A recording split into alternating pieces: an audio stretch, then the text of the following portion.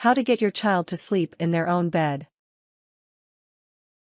When you are a parent, sometimes you feel like it is such an accomplishment to get your child to sleep through the night that you almost don't care where they do it. While this might be fine when your child is very young, you are certainly going to want your own bed back at some point, so your child will have to learn how to sleep in their own bed. When the time comes, if your child constantly wants to sleep in your bed with you, you'll want to take some time to consider some of the things you can do to help them make the change to sleeping on their own. Part 1. Determining why your child wants to sleep in your bed.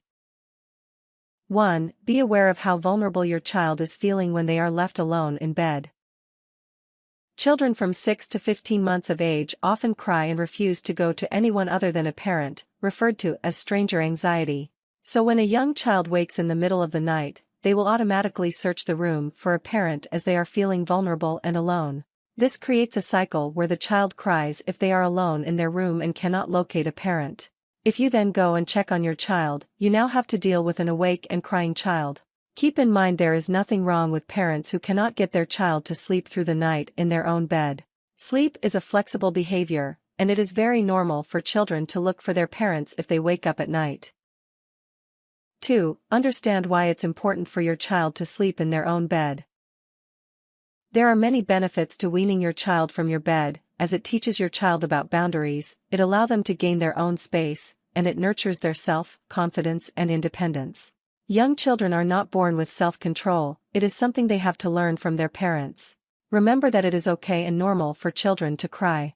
In fact, it is often unavoidable if they are going to learn to control their behavior. As a parent, it's important for you to be firm and persistent about self-control in your child, especially when it comes to sleeping arrangements. If you constantly soften and give in to your child's crying and protests, your child learns that if they cry long enough they will get what they want. 3. Think about any fears or anxieties around bedtime your child might have. There are many different reasons why your child is not comfortable in their own bed, and it can be hard, when confronted with an upset child, to figure out what's going on instead of just letting them sleep in with you. It's worth exploring a few of the more common issues. Are they afraid of things that go bump in the night or monsters under the bed or in the closet? Are they jealous of a younger sibling and feel that this is the only way to get the attention that they want? Are there sounds they can hear that disturb them? Is their room too dark and in need of a night light?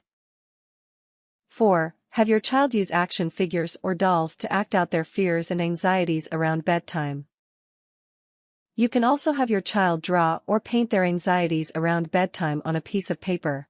Give your child lots of time to open up and don't react negatively if they say something you don't want to hear.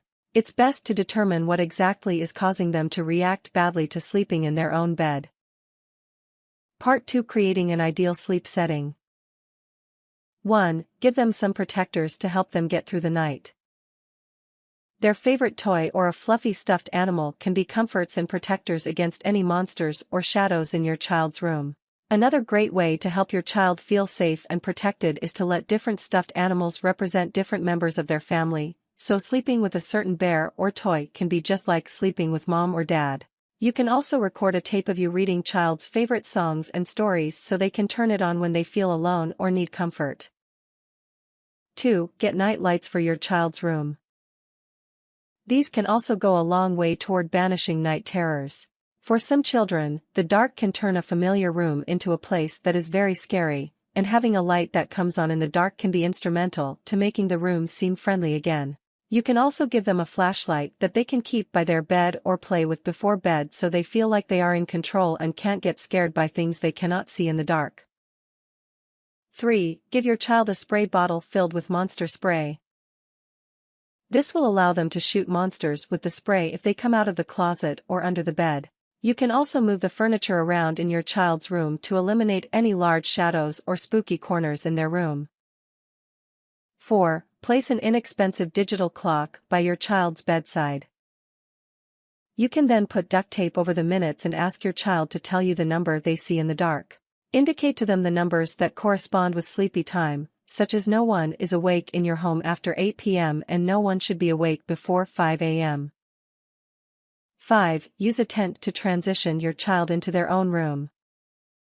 As a compromise, you could allow your child to sleep in your room, but rather than in your bed, have them sleep in a tent or camp out in your room. Set up a kid's tent at the foot of your bed and let your child camp every night. Then, slowly move the tent out of your room and into your child's room. Allow your child to sleep in the tent in their room every night, but move your child's bedding and stuffed animals into their bed. Eventually, your child should avoid the hassle of moving all their sleep stuff back into the tent and just stay in their bed. Part 3: Adjusting your child's sleep habits. 1. Talk about your expectations around bedtime with your child earlier in the day. Start talking to your child about what they should expect at bedtime, in their own bed, in their own room, with a nice long sleep throughout the night, in the afternoon, so your child will know what to expect by lights out. 2. Create a bedtime ritual for your child. Some children need to be wound down slowly, and putting them to bed before they are completely calmed down can lead to a sleepless night for them and for you. Having a consistent bedtime ritual will indicate it is time for them to go to sleep and they will be in the right frame of mind for bed. Your ritual could be giving them a bath and then reading them a story or singing them a song before bed. You could also make your child a sleepy time book, nothing fancy, just a few pages stapled together that your child can color or look at before bed. It could tell a story about sleeping well in a new bed or new home, and encourage your child to recognize the value of sleeping in their own bed. 3. Sit on your child's bed until they fall asleep. If your child has a hard time falling asleep without your presence, withdraw yourself gradually. Sit on their bed and after a few days, switch to sitting in a chair a few feet from their bed. Then, over time, move the chair closer to the doorway of your child's room or into the hallway. Avoid talking to your child as you sit with them until they fall asleep. The idea is to bore them into slumber, not stimulate them. 4. Create a sleep rewards chart. Reward each night your child spends in their own bed with a sticker, and after a full week of sleeping in their own room, tell them they win a prize like a special outing or a new set of pajamas. You could also create a toy ticket program to stop your child from sneaking into your bed. If your child sleeps for several consecutive nights in their own bed, they can win tickets to trade in for new toys or a play date. 5. Prevent your child from getting out of bed by teaching them how to fall asleep. Instruct your child to close their eyes and think about what they want for their birthday or what their day at school is going to be like tomorrow. Giving your child something to think about is a great tool to help them fall back asleep. 6. Put your child back in their bed if they sneak out into yours. Most sleep consultants and parents have been there say that once you decide to start training your child to sleep in their own bed, bed sharing needs to end entirely. Each time your child gets out of bed, carry them back and calmly place them in their bed. Avoid yelling or nagging them as you do this. Your child will realize that they are not getting your attention, even negative attention, and this can cut down on their night-time wanderings from bed. 7. Ensure the door to their room stays closed throughout the night. While it doesn't need to be locked, closing the door to your child's room will ensure they are not woken up by any noise in the hallway or other rooms in the house, and they will be less distracted as they try to fall asleep.